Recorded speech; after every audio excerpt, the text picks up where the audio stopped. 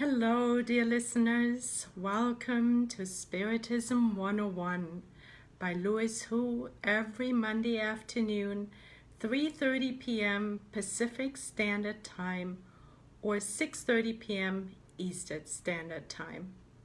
Welcome.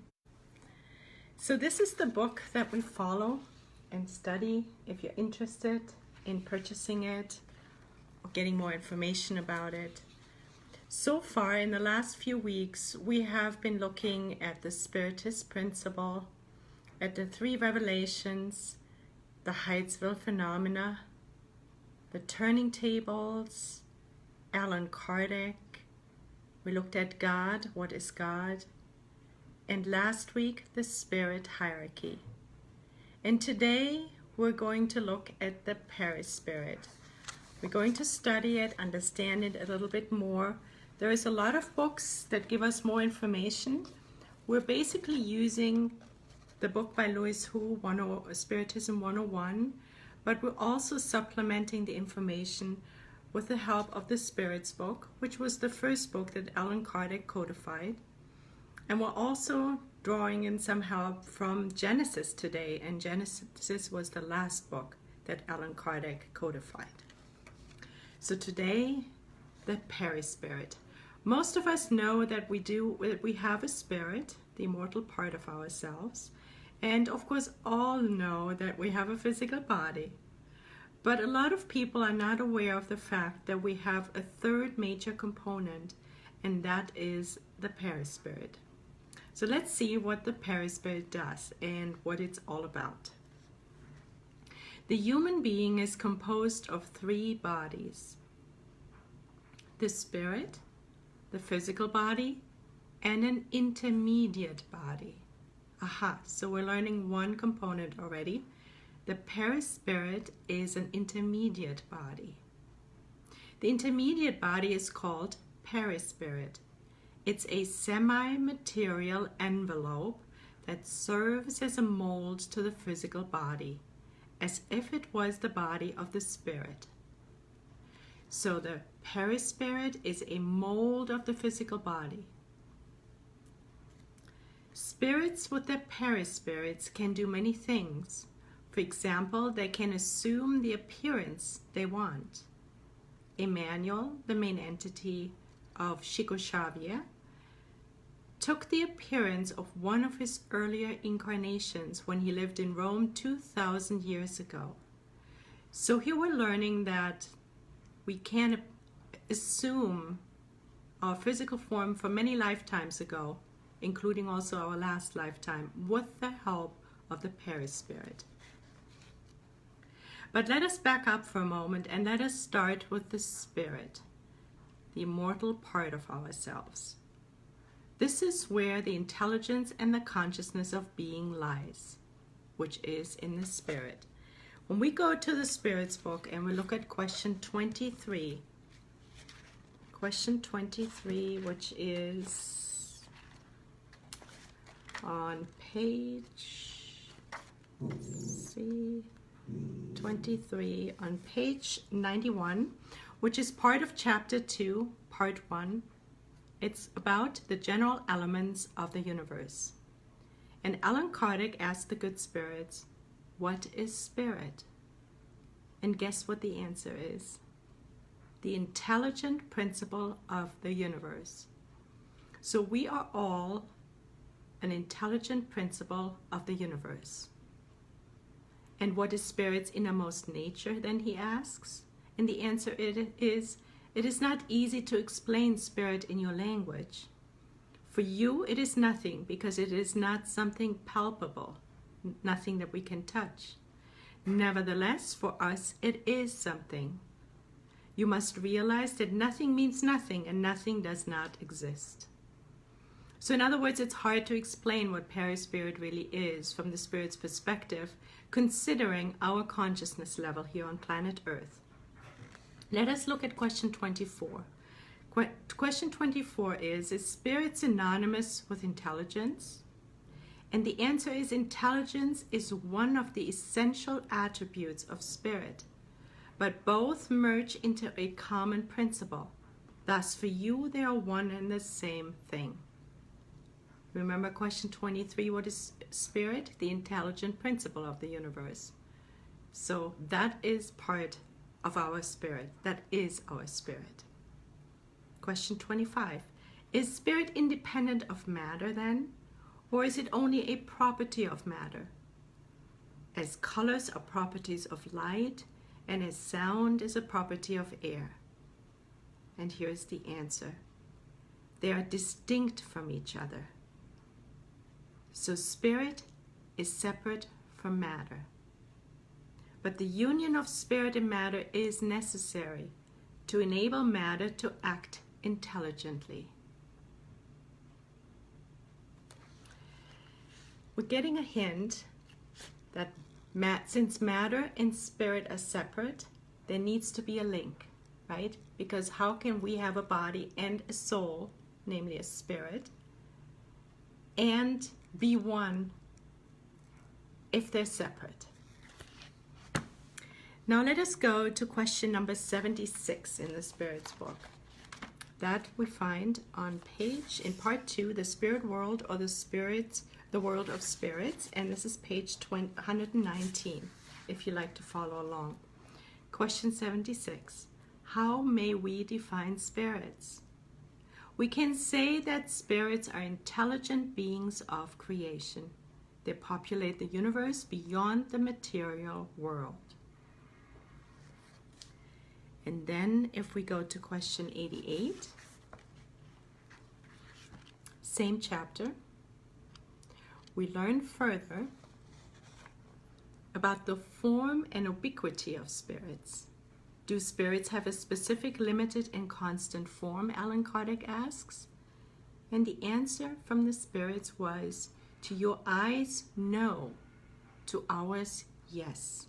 You might say they resemble a flame, a glow, or an ethereal spark. And then he asks, does this flame or spark have a color? And the answer is, to you it varies from the color of a dark ruby to a brilliant one, depending on the degree of the individual spirit's purity. So from our perspective, with our vision, with our limited vision, we cannot normally perceive spirit. But from the spirit perspective, it is definitely recognizable. And the color is more like a spark, according to the spirit's information. Question 96. See, we're learning more components of what the spirit is all about. Here we learn about the different orders of spirits. Question 96. Are all spirits equal, or is there some kind of hierarchy among them? They are different orders according to their individual degree of self-purification. And if you may remember, last week we spent a whole class, a whole gathering on the spirit hierarchies. So what we're learning is there is a spirit. It is the intelligent principle of the universe. We all have it. It is not usually perceivable by us, by our human eyes. However, it can be seen by spirit eyes. And it is like a spark from the description of the spirit world. Now, let us look at the perispirit. It is a body made of a semi-material substance. It envelops the spirit and unites the soul to the physical body.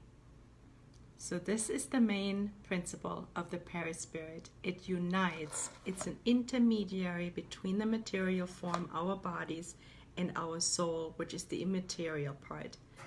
The soul could not have any impact on the body unless there was an intermediary, an intermediate body, a link that's linked molecule by molecule to the material part of us and to the immaterial part of us.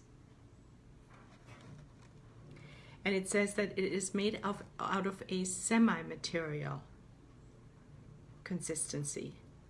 So matter, semi-material, immaterial. Body, perispirit, spirit. Alan Kardec says that the perispirit is a byproduct of the universal fluid of each planet. The more evolved spirits are, the subtler their perispirit. In the pure spirits, the perispirit is so ethereal that it does not seem to exist. The perispirit of the imperfect spirits is very dense and heavy. So we see that the perispirit is immaterial. It is semi-material in its consistency. However, it can be more dense or less dense, depending on the development, moral development of a spirit. If we go to the Spirit's book, question 93.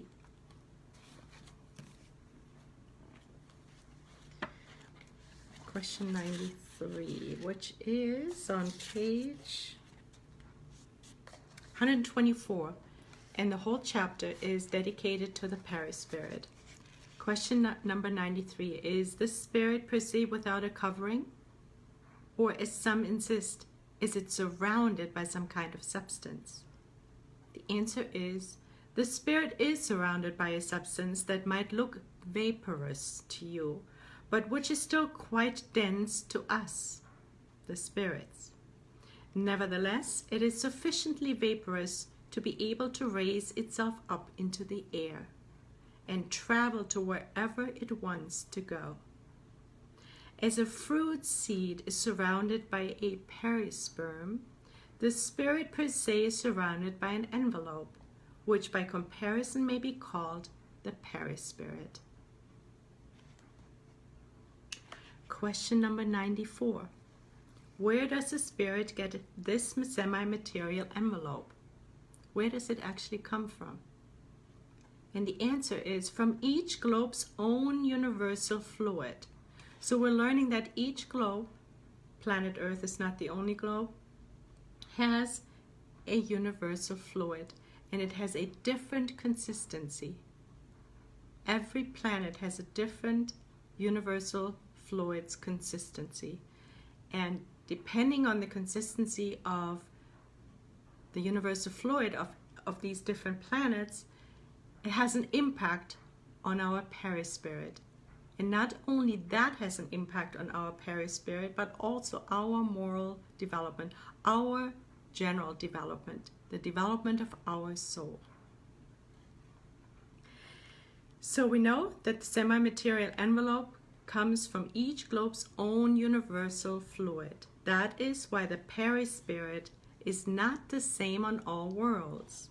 In passing from one world to another, spirits change their envelope just as you change your clothes.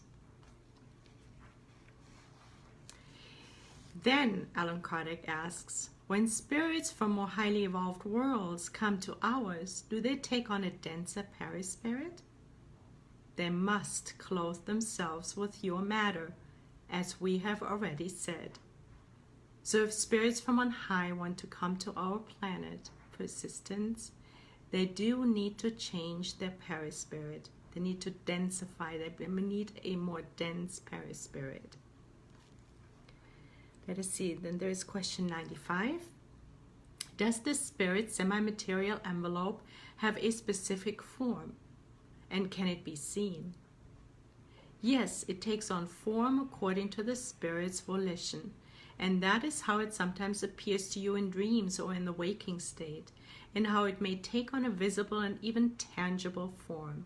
As we've heard earlier, the perispirit can take the form of previous lives. Emmanuel took a form of a life that he lived in Rome. And in our dreams as well, our spirits can appear in different forms, so we recognize them as human beings in different lifetimes.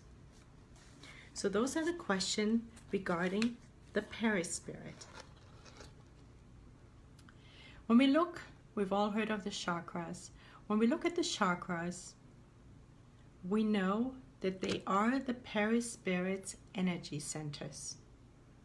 They are found in the regions corresponding to the body's plexuses.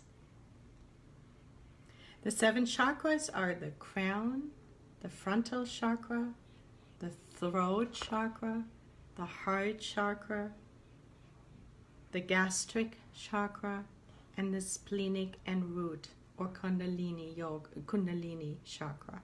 There's different names for them. There's also numbers and colors. Studying the chakras is a very rewarding study to get to know our energy centers better and how to balance them and work with them. So lastly, I just want to take a moment and say hello to our friends that are here. I see Erika Keka, Anzaloni, welcome. And there's Sylvia Beltran, welcome Sylvia. And many blessings to you too. And there's Susanna Simos as well. Welcome Susanna, what a pleasure.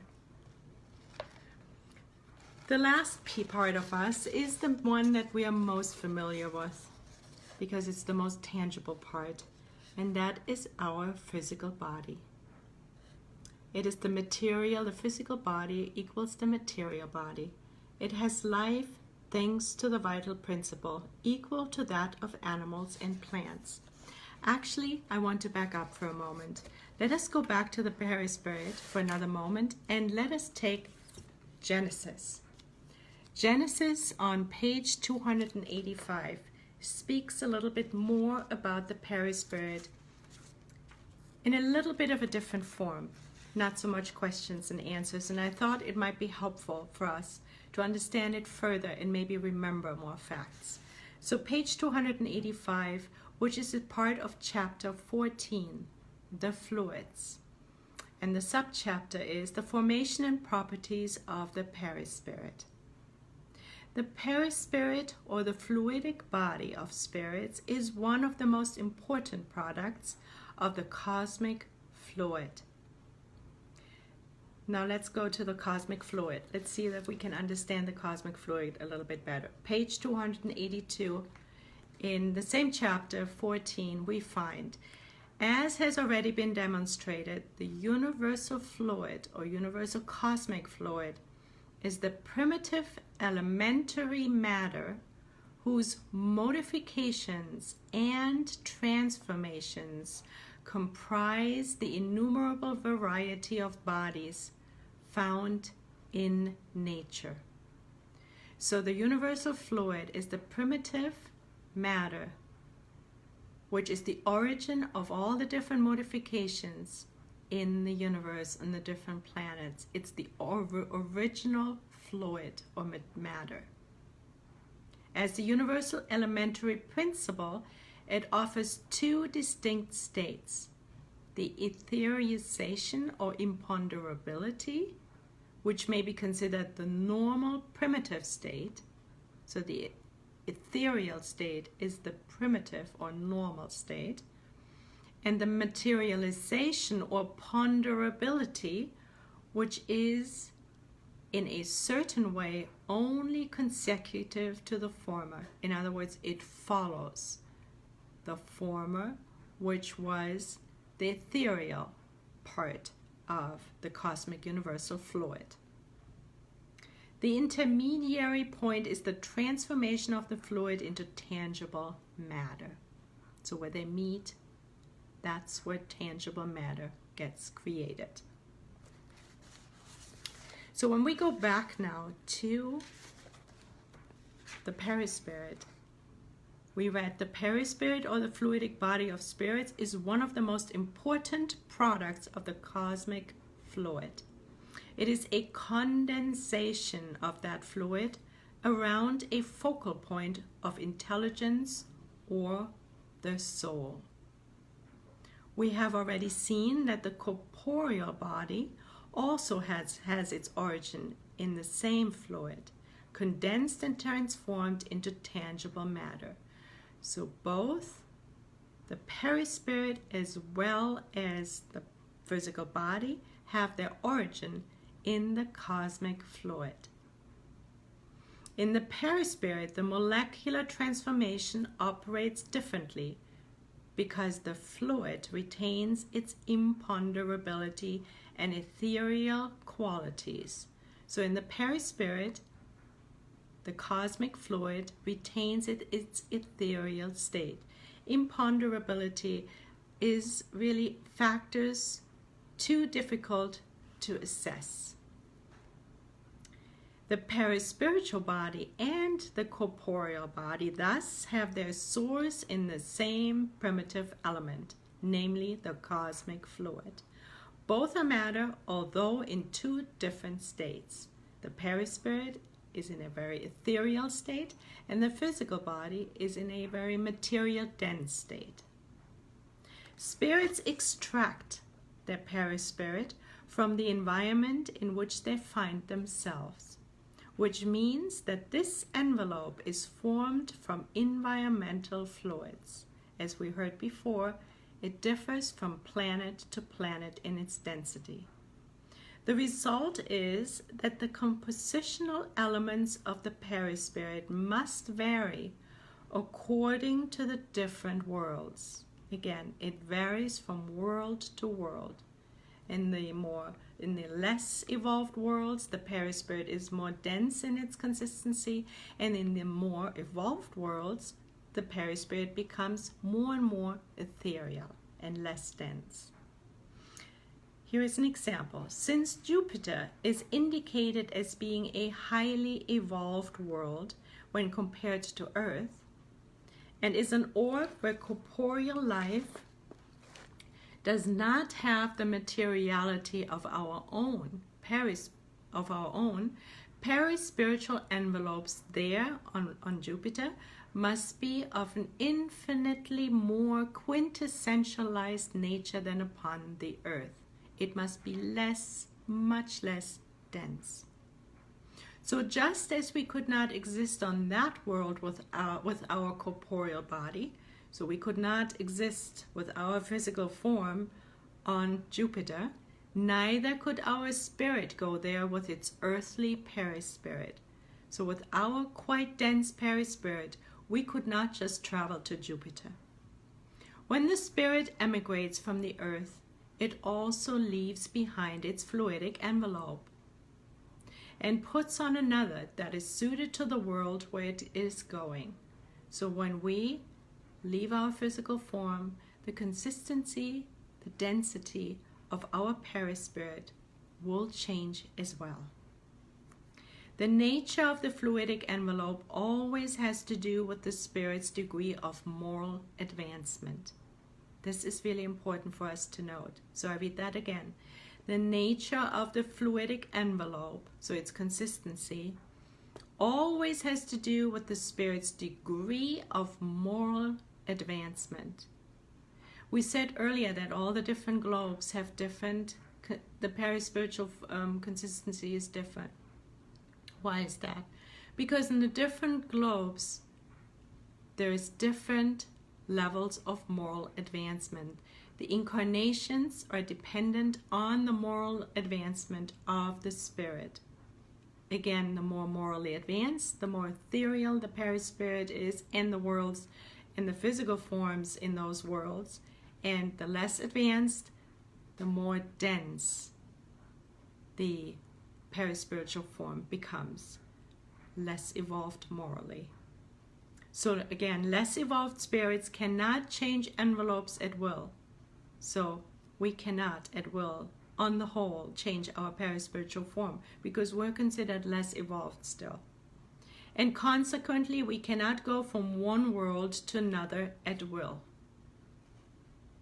Highly evolved spirits, however, can go to lower worlds and can even incarnate on them. So once we've reached the stage of a highly evolved spirit, then we have the liberty and freedom to change our perispiritual envelope and go to different worlds, to higher worlds or lower worlds, actually more lower worlds, and then densify, make our perispiritual form more dense to match the atmosphere around the planets we go and visit. This is how spirits of the highest order can manifest themselves to Earth's inhabitants or incarnate on a mission amongst them, because they have the freedom to change the capacity to change their perispiritual envelope. we don't. The spirits called to live in an environment draw their perispirits from it. So wherever we live, that's the fluid we draw the composition of our perispiritual form from. Depending on whether the spirit itself is more purified or less so, its perispirit is formed of purer or denser parts of the fluid, suitable for the world where it incarnates. Sorry, friends, there was an interruption. I have no idea what happened, but I will take this moment and say hi to more friends. There's Maria, Christina. She says something in Portuguese I cannot understand. Sorry, I don't speak Portuguese well enough. Welcome though, and thanks for tuning in. And there's Alinda Silver, and sending you love too. And Yara Gouveia, welcome friends, welcome Yara. So nice to have you. So let us go back to the perispirit. Where were we? So we said that the spirit itself forms its perispirit depending on the world it lives in. It either densifies or makes it less dense in order to be able to actually survive on the planet. From this, a crucial fact may we draw. The inner composition of the perispirit is not identical among all the incarnate or discarnate spirits that populate the earth. So this is another nuance that's really important. Let's say that again.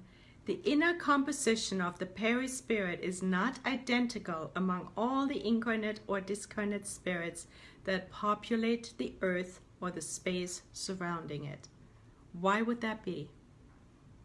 Hello, Bernadette. Welcome. Why would that be that the spirits that inhabit planet Earth, either in the incarnate or discarnate state, why would their perispiritual forms different? They're all around planet Earth, and we just said that the perispiritual form is drawn from the fluids that are surrounded by the planet. Why would it be different then?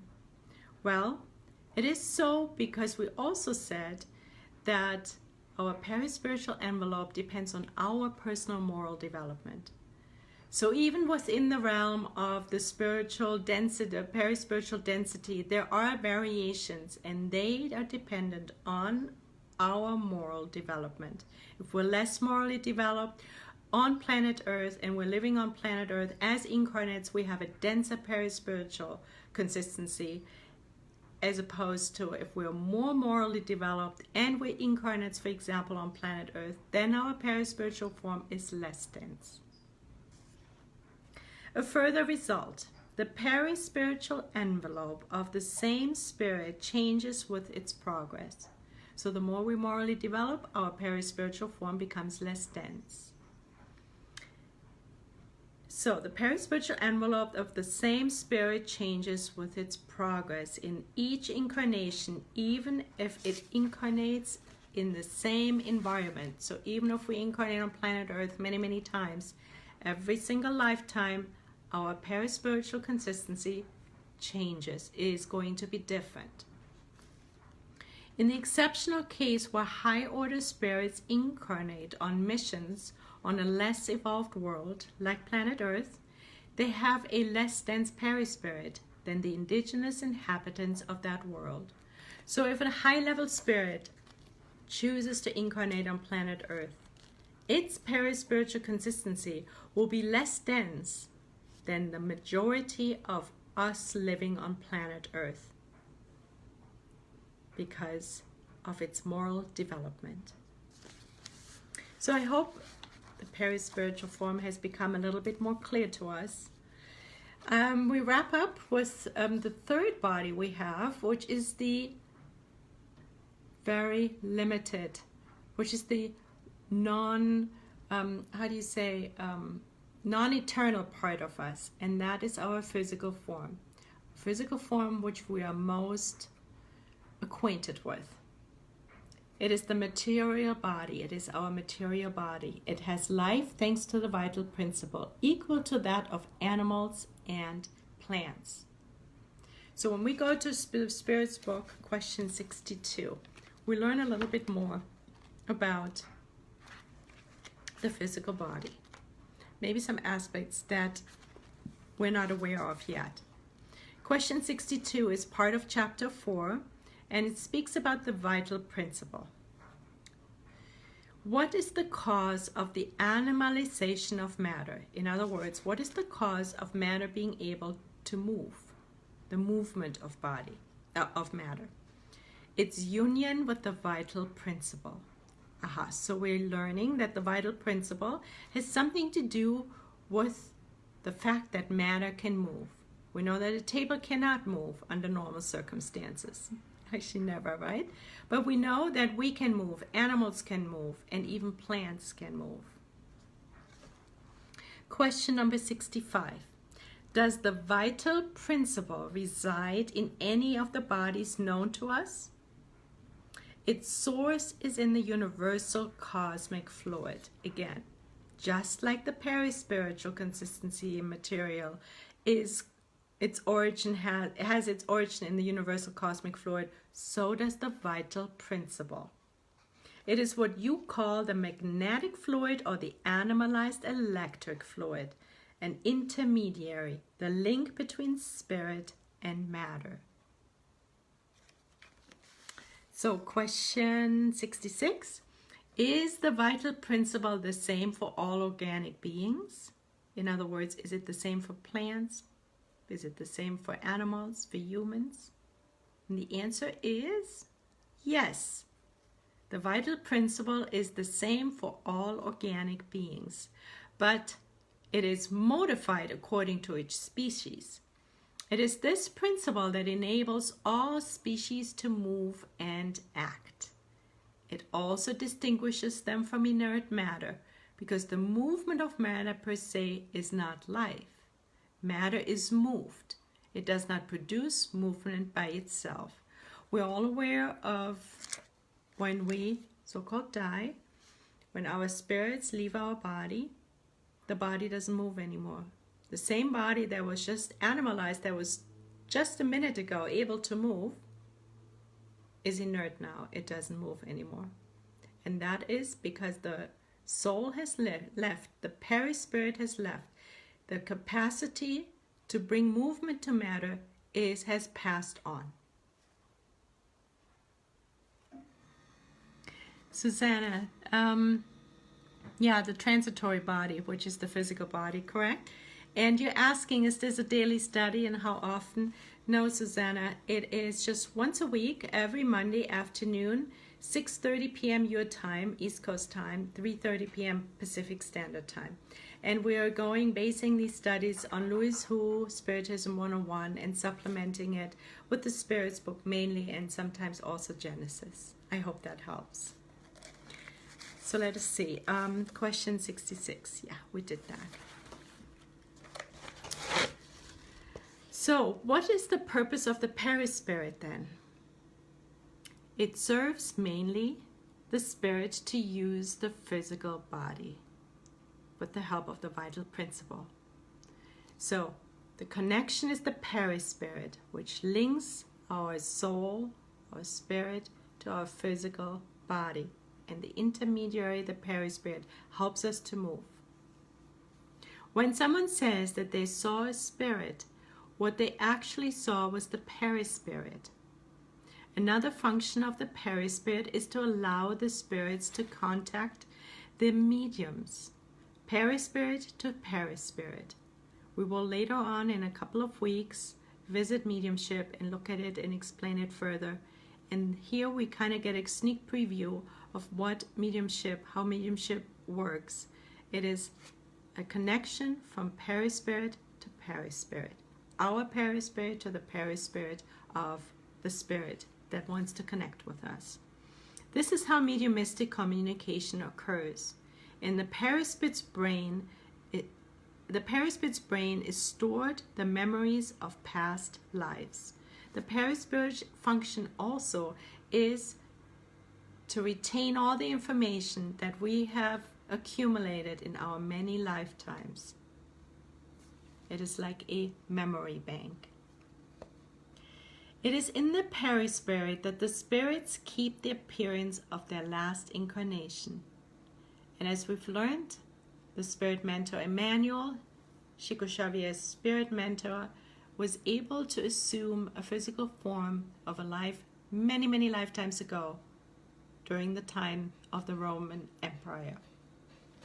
The Perispirit is so subtle that that allows spirits to pass through walls and doors.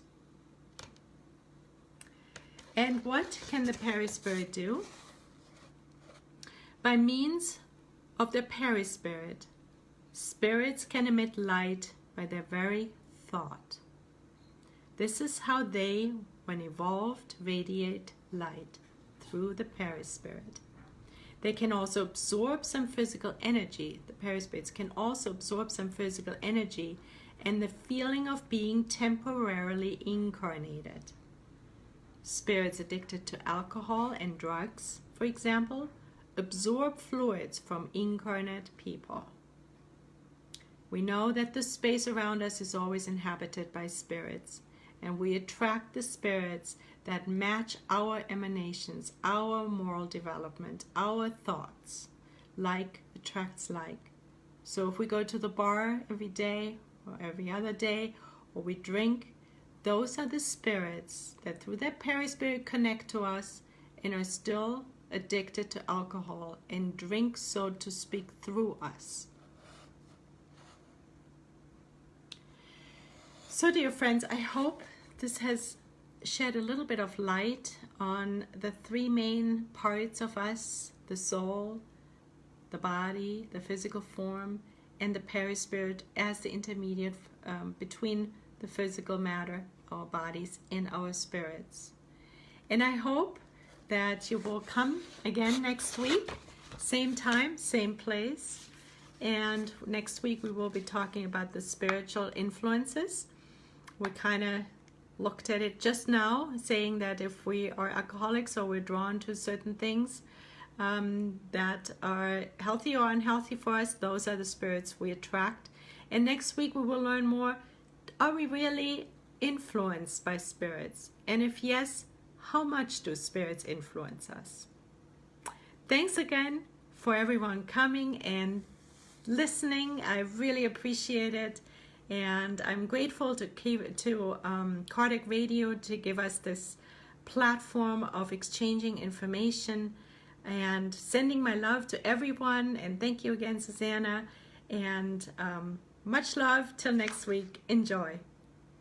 Bye.